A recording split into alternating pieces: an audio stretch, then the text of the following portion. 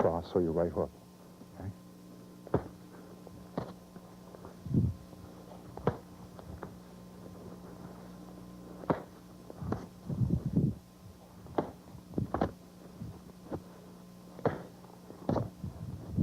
Okay, let's get that far. Let's try it. Take your time, nice and slow. Work it out.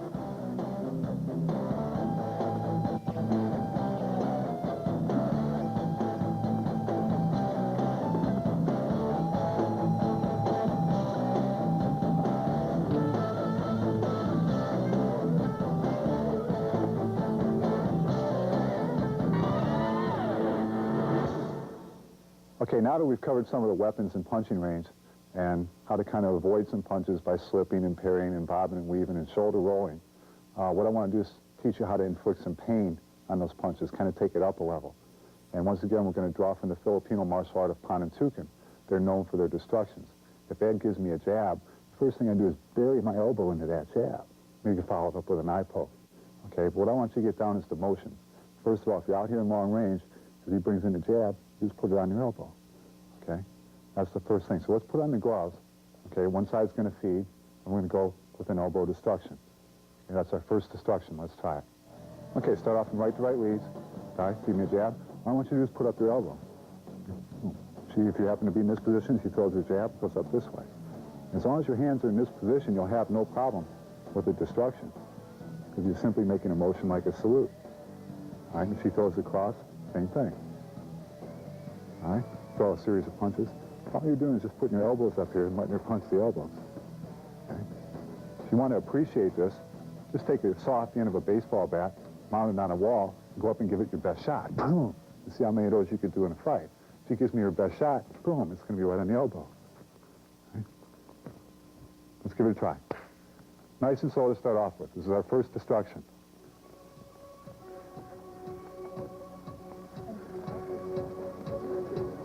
Either way, this way, this way. As long as you point your elbow at his punches.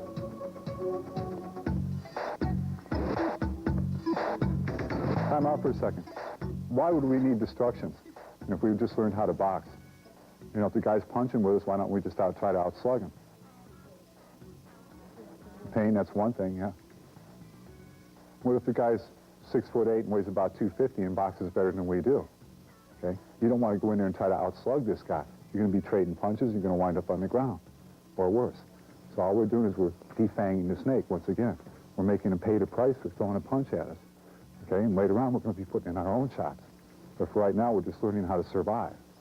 Then we're going to defend, and then we're going to launch our own assault.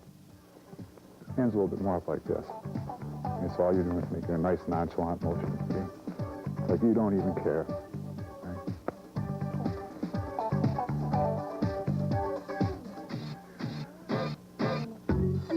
No, just have your elbows up like this. Wherever he punches, you just turn this way.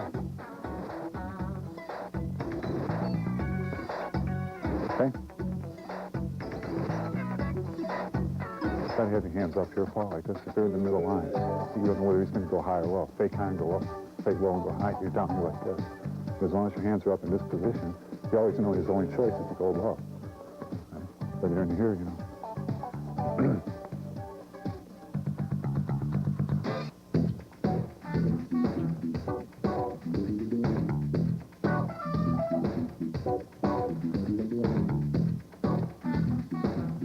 As far as street fighting goes, we develop the reflexes that when the confrontation actually begins, the thought process is eliminated, and the training methods will speak for themselves.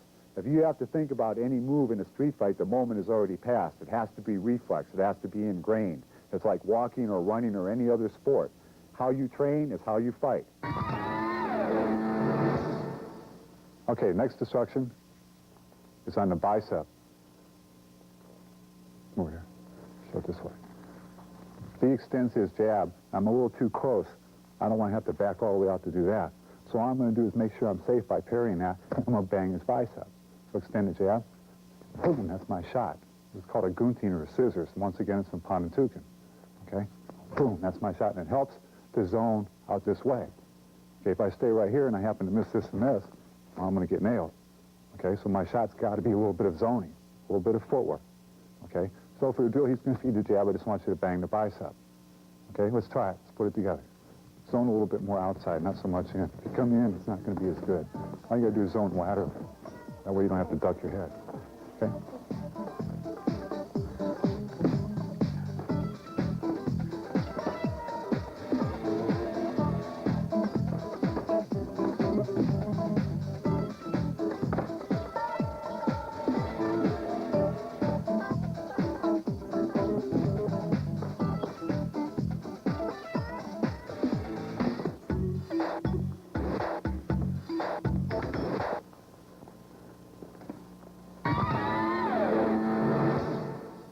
Now our next instruction, as we're going to turn this parry that we did before, this is going to be into just a wrap on the knuckles.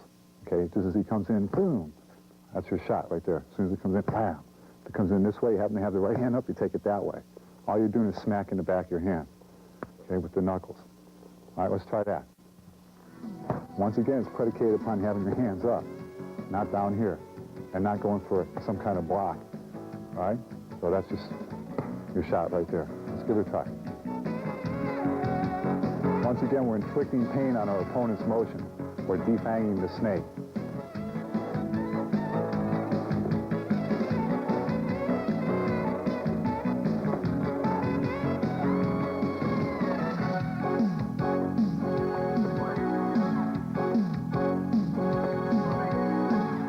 This may not look like much. You try it once without the gloves on and you'll have a high degree of appreciation for it.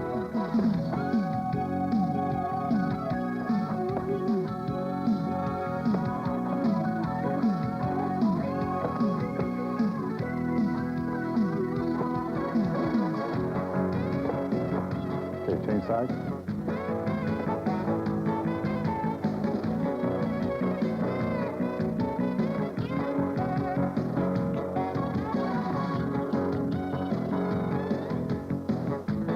Okay, time. Next, this last instruction I want to teach you, you're going to parry the jab, and he's going to hook off the jab, and I want you to drive your elbow into the bicep, just like that. Keep this kind of covered. Once again, slow motion. Parry the jab, and destroy the bicep. Okay, can we try that? Nice and slow. Jab and hook off the jab.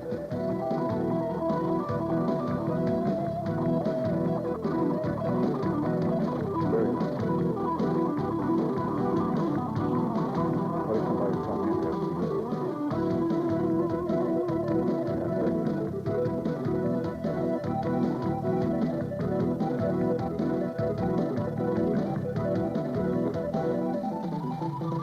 Nothing wrong with that. No mistake there.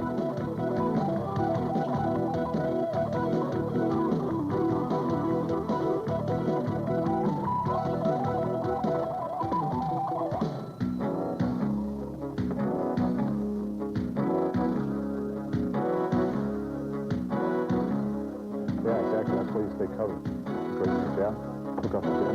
So I want you to stay covered right there. Okay? Very good question.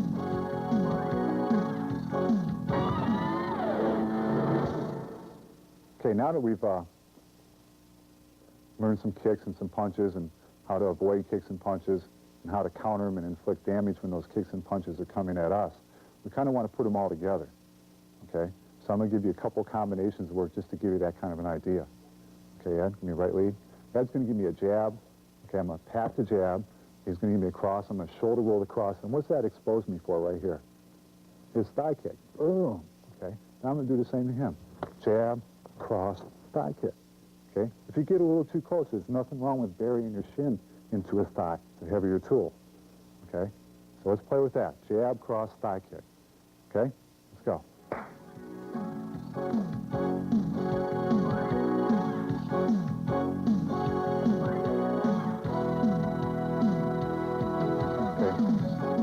Back up for me. Okay, just if you back up a little bit more, give me a jab across. If I stay right here, he's going to have to bury the knee, which is okay. Okay. Now watch. You give ground. Good point.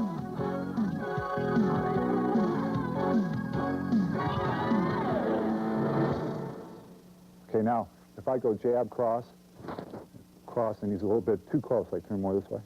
Okay? Then I just want to put my shin kick in, back up a little bit each time. Don't shoulder roll too much. Okay, now still go back. Right there, I want to put in my shin kick. Okay? So we're going to go jab, cross, shin kick. All right? Let's just put that in now.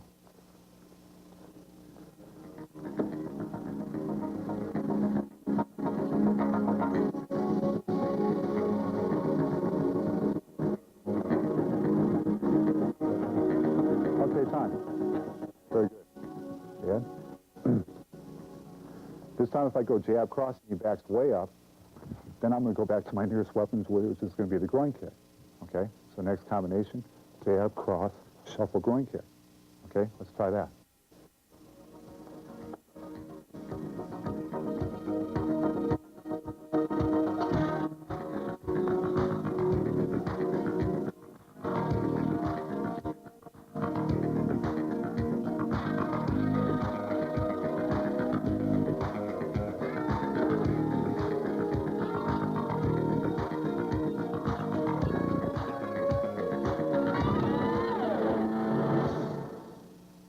Now when you look at our class, you're going to see them sparring.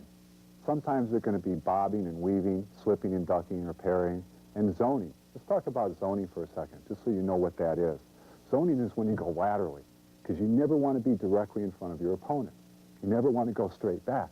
That's giving him what we want, forward pressure.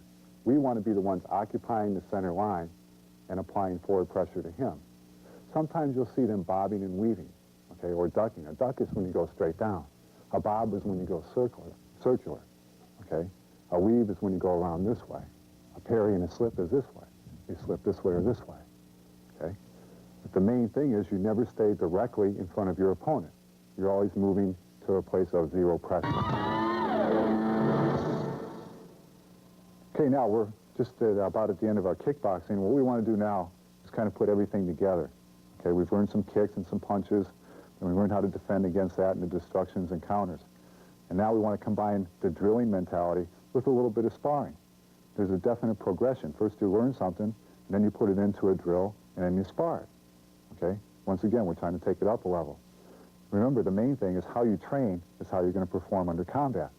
Okay, if you always train stopping your punches or working just against an inanimate object, it's not really going to be that alive or that functional. And we want to just bring everything up into a level where it's more combative. Okay, so we'll start out in drilling, let's say the jab drill, rhythms of 3. Okay, let's go. When I say spar, break out on long range, use whatever you've learned today.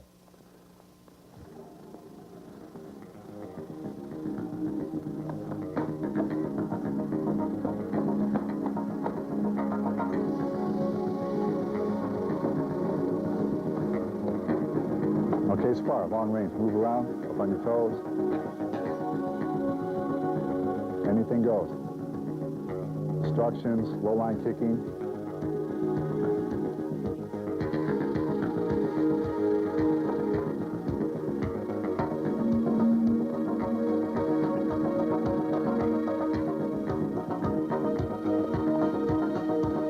Cooperation. Stay busy. Keep that look in your eye. We're sparring now. Okay, move in, cross shoulder roll. Make contact.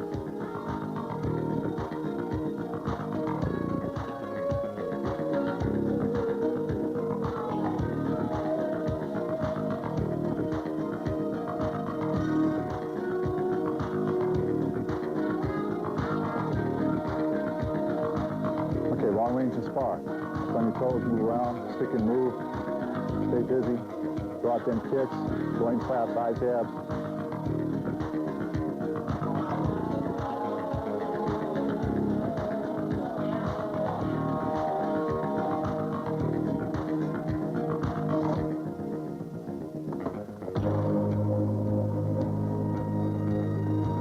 Looking good. Okay, oblique kick drill. Close quarters. Oblique kick. Not shin kick, oblique. There you go.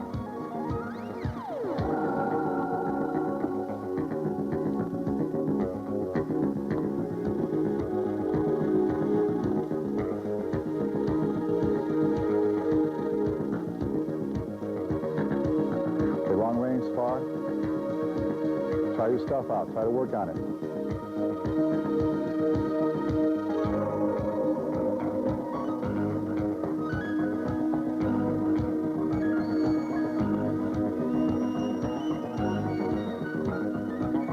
And break. Take a rest. That's round one. We usually go 5 rounds like that.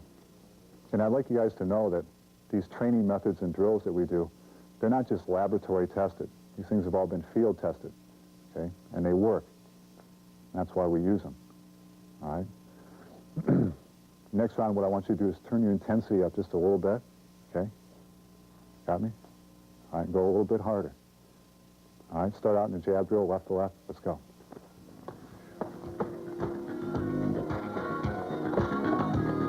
There you go. That's what I'm looking for. Much better.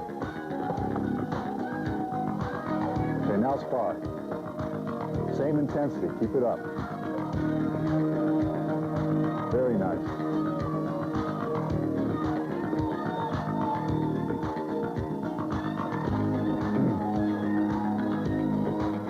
Break. Nice round. Now what you're beginning to do is you're starting to express yourselves. Okay? All an instructor can really do is kind of be a guide to give you like the notes to music, okay?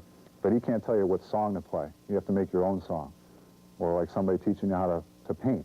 They can show you the colors and the strokes with a brush, but they can't tell you what picture to paint. That's up to you, okay? And all the tools that we've learned in kicking and punching, the destructions, eye slaps, thigh kick, groin kick, these are all like notes to music, okay? And it's up to you to, to create your own self-expression. And the other thing is that all the kicks and punches and destructions that you learn are all a means to an end. They're all what we call entries to get us in the close quarter. There's a definite progression in learning anything. That's not necessarily martial art or street fighting, but anything. First you have to learn what it is, and then you have to practice it long enough so you become comfortable, okay? And once you've practiced it enough, eventually you master it. That means it's part of you. You can do it, basically without thinking about it. Once you've mastered something, then you have to functionalize it. That's the hardest part, or the most difficult one, the one that takes the most effort. Not necessarily a lot of time, but a lot of effort. You have to, put in, some time into drills and training methods or whatever it might be. And once you've functionalized it, then the easy part, you just maintain it. That's why we like headbutts, knees, and elbows, because they're really easy to functionalize, and they're low maintenance. And I want to show you some mechanics and footwork to make your punches more potent. Okay, Ed, let me borrow you. One of the major things is don't just hit at the target. I want to have the feeling like I'm going to take his nose and put it on the back of his head. That's, to me, what equates to a good jab, okay? I don't want to actually hit Ed, but I just want you to see I want to follow through. The most important thing is your follow through, and you're shifting your weight. And the final thing is I want you to throw your hip a little bit, okay? So as we're moving around, Ed might throw a hook. Boom, that's my shot. Okay, once again, boom. Okay, I want to hit him and I want him to stay hit. Okay, that's our jab. The next thing is the cross. Now the cross motion always comes off the rear hand, as the jab is always off the front hand. On the cross, it's like you have a shot put. And once again, the main thing is shifting your weight from the rear foot to the front foot. Okay, so as I'm here, if I want to hit him with my cross, and the same thing applies. I want to follow through. If Ed is here, and if I just hit at his target, then it's not really going to hurt him. So I want to get my head and shoulders past, so all that is in my punch. Okay? And in the hook line, once again, I don't just want to hit at him. I want to shift my weight. Okay, that's what's going to facilitate a good hook. It's really going to hurt the man. That's your shot. The other two tools are an eye jab and a groin slap. Eye jab is more of a slap, more of a flick. You just kind of want to whip your body. We get this training from the weapons, okay? And a groin slap, you drop your weight and slap up. You want to put those testicles up here where his tonsils should be. Now what I'd like to do is show you what ties this all together. All the kicks and punches that you do, all the destructions and interceptions, are all designed to get you to enter. And that enter, we're going to enter with the straight blast. This is something that Bruce Lee, when he came to America in 1964, he introduced this. And people used to laugh. They thought this was silly until they were on the receiving end of it. Okay? And he changed it into where you're applying pressure and climbing down somebody's throat. And this is all designed to get an obstruction, to make the man cover. Once he's covered and he gives you that obstruction, that's when we put in the traps. And then that's when we launch our heavy artillery to take the man out of commission. There's no better tool on this planet than a straight blast to get a man to cover. Now what I'd like to do is give you a little demonstration of what a pseudo street fight may look like with the implementation of the straight blast. Kind of put it all together a little bit, just so you can see. Okay, head, we follow you? Okay, we're moving around. Boom, I intercept that, and I put in my blast. Right here now is where we put in the traps, okay? It's right here that I can put in my heavy weapons. This is where we want to be. Now that you've seen some of the techniques that we use in punching range, jab, cross hook, an eye slap, a groin slap, it's important for you to understand that we don't really want you to become a boxer. We don't want you to have to go out and spend 6 or 7 hours a day running, hitting a heavy bag and focus mitts and, you know, getting in the ring with somebody. All we want you to do is be able to deal with somebody in punching range. That's why we teach the destructions. Whenever a boxer throws his jab, you whack the bicep and takes it out of commission. And once again, we get into the range that we want to get into, which is trapping range.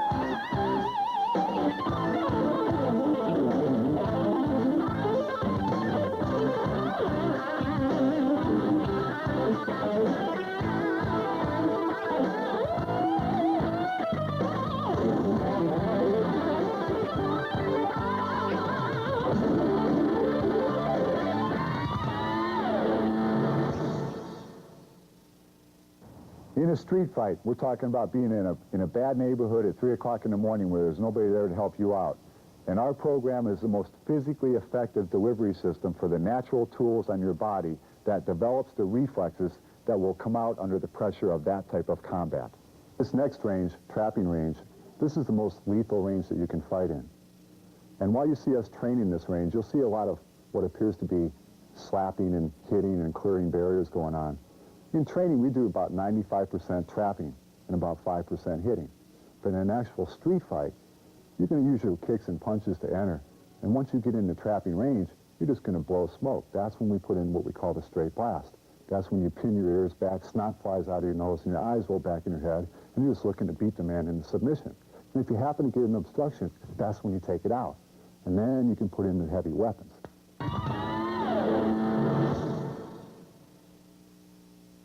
Okay, now that we've covered kicking and punching range, let's look at the range in which we really want to begin the fight, trapping range. Okay, Tim, let me borrow you for a second.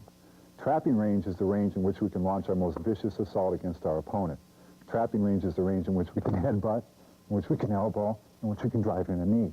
Okay, also it's the range in which we can do some barbaric things like wrench the arm, slap the balls, and that sort of thing. But before we get into trapping range, we have to successfully trap up the hands. And before we do that, we have to make a successful entry, which is why we needed the kicking and the punching, okay? So we've had to cover kicking and punching just to get into trapping range. And as I said before, all of your kicks and punches and destructions are a means to get into trapping range, okay? And that's a means to get into what we call the straight blast, which usually will lead us to what we call a barrier. Okay, how you get here, you don't know, okay? I may fake low and punch high, and I got my first barrier. Now, the keys to trapping are you trap the hand, don't block this first one, okay, go back. Once you get this obstruction, you shuffle in, you trap the hand and retract the punch, okay? So once more, this is the first drill I want you to do. Get to this position right here, trap the hand, shuffle in, back up when I come in. From this position, shuffle in, trap the hand, and keep the hand trapped, okay? Again, the keys here are you shuffle in, trap the barrier down, and retract the punch.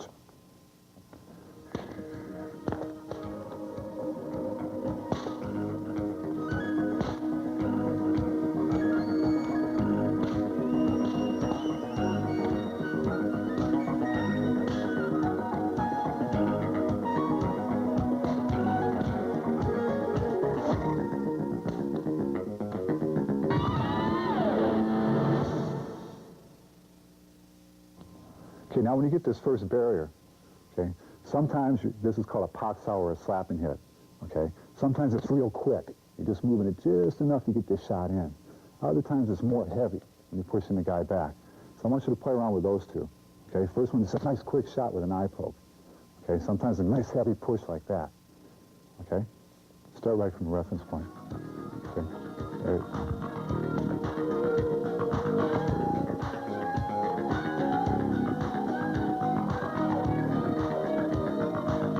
Time for a second. Okay? Do your pox out. See what's happening, how we're getting stuck here? In reality, if he hits me, I'm going to go back. Okay? Because I'm not feeling the pain because we're cooperating a little bit with each other for the training. Okay, so what I want to do when he comes in, I want to back up. Okay, and when I come in, you back up. Okay, that makes it more realistic. Okay, let's try that.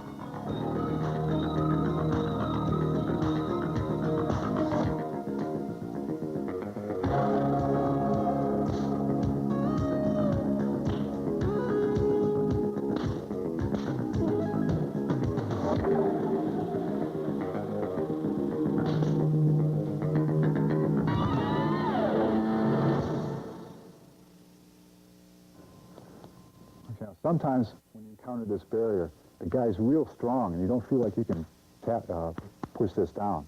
In that case, all you do is you just detain this by lifting it and you slap its balls. Okay? You don't want to fight strength against strength. Trapping is an art of sensitivity and leverage, not strength and power. Okay, so all you do is slapping his balls.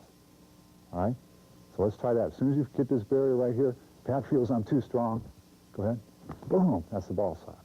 Okay? Same thing, go back and forth. Boom, that's your shot. Okay, and once again, that's our ball slap from long range. Slap up. Okay?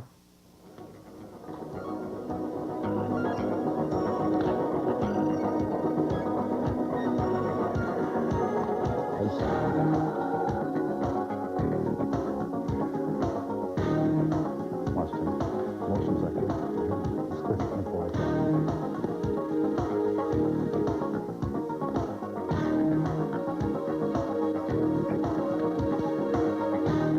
Side. Your reps on the other side.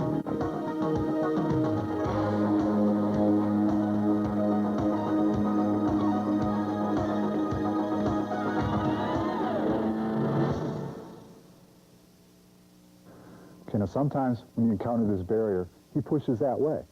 Okay, so I don't want to have to run all the way around here to try to slap his groin. Okay, and I don't want to have to try to run all the way over here to pox out or slap it down. So as he pushes, I simply joust out and slap his head. Okay, if he doesn't block that, there's simply going to be a head slap on his ear. Okay, so from right here, as he pushes, just joust out and go to the head slap. Okay, so let's try. As he pushes, just detain that and slap his head. Okay.